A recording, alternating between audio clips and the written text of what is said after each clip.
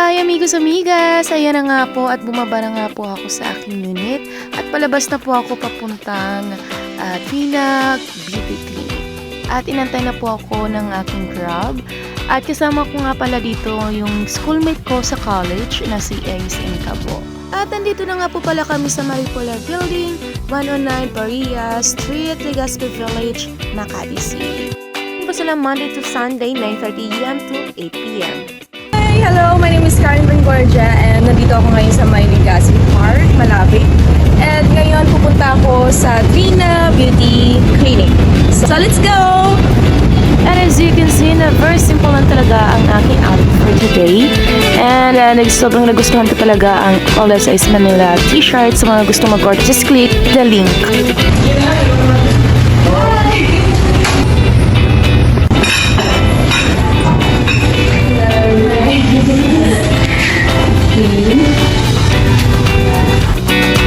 At syempre, kailangan muna natin magpa-consult muna kay Miss Lee. Siya po yung nurse dito. So today you want to do the messaging here, right? Please the metro or makeup. Sandla. Okay, Sandra.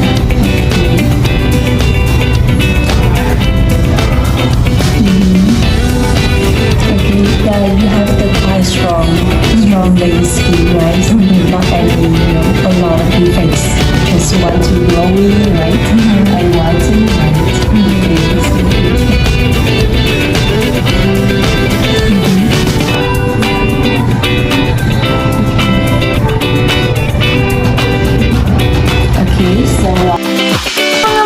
Amiga, this is it. Hello, umpisahan ang aking first session ng mesotherapy. Sa mga hindi pa po nakakaalam, mesotherapy po ang gagawin namin ngayon. Kasi last time, isang ginawa po nila sa akin under eye filler po. So, medyo malaki-laki na po ang aking eye bags, kaya kailangan ko na po ipa-filler yun. Alright, let's go! Okay, so next we'll compare with the fillers. Next we'll painful a little bit. Okay, the under filler. Okay, because with the next one we have to do fillers. So it's a little bit more painful than the fillers. Okay, so but just relax. If you have if you cannot suffer the pain, you can also we can stop a little bit. Okay, okay. So just relax. Okay.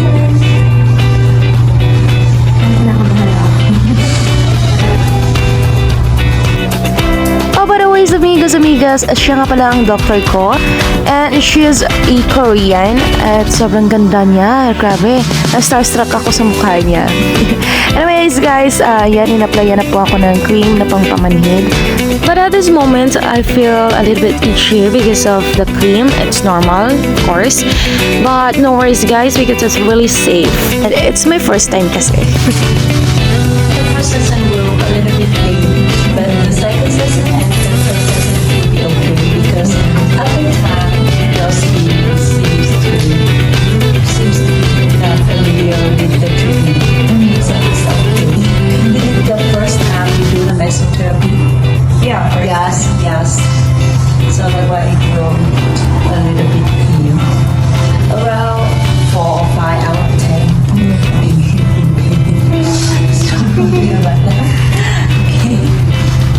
And it takes about 10 to 15 minutes. And now, tinanggal na niya yung cream sa aking mukha. Mga amigas, maraming natatanong sa atin kung ano ba talaga ang mesotherapy. Well, as far as I know, mesotherapy is a rejuvenation techniques that uses microinjection of vitamins, enzymes, antioxidants, and plant extracts, rejuvenate and tighten skin, improve hair quality, as well as remove excess fat. And mesotherapy can instantly improve dull, tight-looking skin and superficial wrinkles. It can also help to improve sluggish blood circulation, aiding to flush out aging toxins. This treatment can also be used to address hyperpigmentation, treat acne, and help your skin glow. My first session mesotherapy is already done. Thank you so much, Trina Beauty Clinic, for making my skin glow. Alright guys, I will keep you updated sa result nito. And mga amigas, don't forget to like and comment.